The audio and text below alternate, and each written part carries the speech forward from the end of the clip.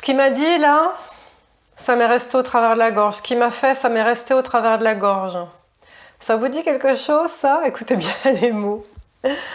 Euh, Ce qui vous reste au travers de la gorge, c'est ce que vous n'avez pas pu dire, les mots que vous n'avez pas pu sortir. Ce qui peut vous rester au travers de la gorge aussi, c'est le non-dit. Quand dans une famille, on cache des secrets et que c'est perçu, puisque toutes les énergies sont invisibles, c'est quand même perçu ce non-dit et ça vous met mal à l'aise. Eh bien, tout ça, ça va affecter le chakra de la gorge et chez certaines personnes, justement, provoquer des problèmes de thyroïde. Ce chakra de la gorge, il n'y a pas de hasard si vous en entendez parler. Je vous invite à aller regarder tout ce que ça implique. C'est un chakra très très important lié entre le chakra du cœur qui est le lien entre nous tous et le troisième œil qui est le lien avec vos guides. Que vous dit ce chakra de la gorge? Je vous invite à regarder cette petite vidéo que j'ai faite il y a 2 ans et demi. Soyez indulgents, j'étais plus jeune. Bonne lecture. Namasté. Namasté, je suis Sandrine Muller-Board, je suis guérisseuse. Je voudrais vous expliquer le chakra de la gorge aujourd'hui. Alors, le chakra de la gorge, il est, comme son nom l'indique, placé dans la gorge. Il s'appelle Vishuddha, en sanskrit. Ce chakra, pour vous expliquer à quoi il sert, les mots qu'on utilise, ça va être « Ah, ben alors là, ce qui s'est passé, mais ça m'est resté au travers de la gorge. » Et d'ailleurs, on fait souvent ce geste-là, d'ailleurs. Et oui, vous l'aurez compris, il se bloque, justement, quand on a les boules, aussi. C'est que c'est pas fluide, hein, c'est qu'il ne fonctionne pas correctement. Pour que ce soit fluide et qu'il soit ouvert correctement, il faut qu'on puisse s'exprimer, avoir ce qu'on dit, la parole juste, pouvoir dire qui on est. Alors très souvent, ce chakra de la gorge est lié justement au chakra du plexus solaire qui se trouve ici, voilà. Pourquoi? Parce que le chakra du plexus solaire, c'est le chakra du rapport aux autres, et le chakra de la gorge, c'est le chakra de pouvoir dire les choses. Donc si on n'arrive pas à dire correctement qui on est, nos aspirations, notre élan de vie, si on n'arrive pas à se faire entendre, bien évidemment, ça bloque au niveau du plexus, ça bloque au niveau de la gorge. Alors, il y a comme d'habitude des éléments qui sont associés à chaque chakra. Souvenez-vous, on va du plus dense vers le plus léger. Celui d'avant, c'était le chakra de la poitrine.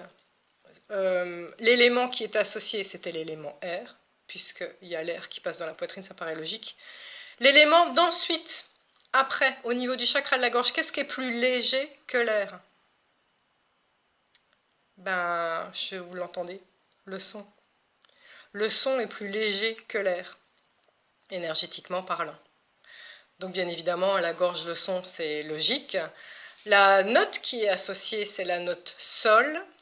Et si vous voulez faire un son qui ouvre ce chakra, ça va être la note sol avec un O. Bon, je ne la fais pas parce que je suis nulle en musique. Il y a un sens qui est associé au chakra de la gorge, c'est l'ouïe. Ben, c'est pas loin non plus, c'est toujours lié au son. Quand ce chakra fonctionne pas bien, ça va être tous les problèmes qui ont un lien direct avec cet organe. Donc ça va être les problèmes de gorge, tous les problèmes ORL, problèmes d'œsophage, problèmes de thyroïde. Il va falloir vous poser la question sérieusement de qu'est-ce que je n'arrive pas à dire, qu'est-ce que j'arrive pas à entendre, qu'est-ce qui n'est pas fluide au niveau de mon chakra de la gorge. Quand ce chakra est bloqué, donc fermé, chez certaines personnes, ça va donner des personnes fermées sur elles-mêmes, justement, taciturnes, renfermées. Ça peut mener aussi au mensonge. Chez les personnes dont le chakra est trop ouvert, ça va être la médisance, l'arrogance, des personnes qui vont couper la parole, prendre la parole systématiquement pour ne rien dire, ce qu'on appelle la diarrhée verbale ou la logorrhée. Voilà, ça c'est le chakra de la gorge trop ouvert. Il y a des pierres, comme d'habitude, pour rééquilibrer ce chakra. L'idéal, c'est de la porter en collier et le plus possible près de la gorge. Vous pouvez aussi tenir cette pierre dans la main ou dans la poche, en bracelet dans la main, mais c'est vrai que si vous pouviez le mettre près de la gorge, ce serait mieux. Bien évidemment, toutes les pierres qui vont être bleues vont directement soigner le chakra de la gorge parce que la couleur du chakra de la gorge est bleue. Ça peut être n'importe quel bleu, c'est-à-dire En fonction de qui vous êtes, le bleu va différer. Ceux qui sont plus fans de turquoise sont souvent des grands orateurs, des personnes qui aiment bien prendre la parole. Ceux qui préfèrent plutôt le bleu indigo, ça va être justement les personnes qu'on appelle des personnes indigo, dont l'aura a une résonance indigo. Ce sont les personnes qui sont des guides, qui aiment se mettre au service des autres. On les retrouvera souvent chez les travailleurs sociaux, travailleurs dans le domaine de la santé, associations caritatives, ceux qui ont un besoin viscéral d'être au service des autres. Bon, après, il y a toute la possibilité des bleus qui va avec. Donc au niveau des pierres, il y a le turquoise. Le turquoise, c'est bien parce qu'en même temps, ça purifie toute l'aura. Il y a bien évidemment la lapis lazuli, qui est la plus connue pour le chakra de la gorge, et aussi la sodalite, qui est une pierre bleue un petit peu plus grisée. Il y a des huiles essentielles qu'on peut utiliser, ou bien dans le bain, ou bien qu'on mélange dans une huile de massage et qu'on va pouvoir se mettre près de la gorge. Alors, il va falloir faire le mélange précisément comme je vous le dis. Une goutte de lemongrass, une goutte de myrte, et une goutte de sauge sclarée. Voilà, et ça, c'est pour équilibrer le chakra de la gorge. Maintenant, comme pour tous les autres chakras que je vous ai décrits, il y a une attitude à avoir pour avoir ce chakra qui est fluide et qui circule correctement. Une attitude dans la vie qui est à avoir. C'est ce qu'on appelle la parole juste.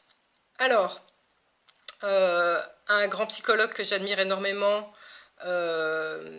qui s'appelle Jacques Salomé, lui appelle ça le tu qui tue. À chaque fois que vous allez accuser la personne, tu n'as pas fait ça, tu m'as dit truc, tu machin, ça pourrit la relation.